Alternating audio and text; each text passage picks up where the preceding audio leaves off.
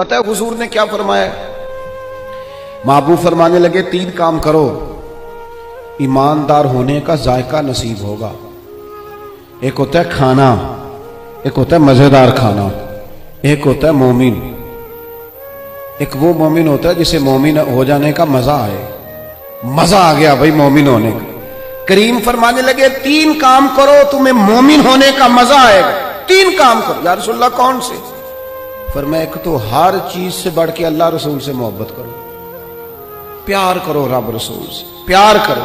یہاں حضور نے یہ نہیں فرمایا نماز پڑھو، یہ نہیں فرمایا روزہ رکھو، یہ نہیں فرمایا حج کرو، خیرات کرو۔ وہ کام بھی اپنی جگہ پہ بڑے ضروری ہیں، وہ بھی فرض عین ہیں، ان کے بغیر بھی 1 منٹ کے لیے گزارا نہیں۔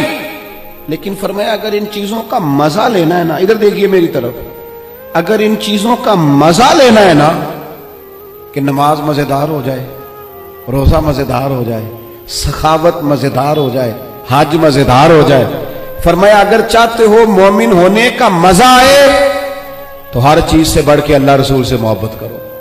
یہ بخاری مسلم دونوں میں موجود ہے۔ اور فرمایا دوسرا کام یہ کرو کہ جس سے بھی محبت کرو نا، اللہ رسول کے لیے کرو۔ چھوڑ دو ذاتی لالچ، چھوڑ دو 1 منٹ کے لیے بھی اپنا ذاتی نہ، فقط اللہ رسول کے لیے، فقط رضا الہی کے لیے محبت کرو۔ اور تیسرا حضور فرماتے ہیں مسلمان ہونے کے بعد، کلمہ پڑھنے کے بعد کفر کی طرف جانا اتنا ناپسند کرو جتنا آدمی آگ میں جانا ناپسند کرتا ہے۔ یہ 3 کام کرو تمہیں مومن ہونے کا مزہ آئے۔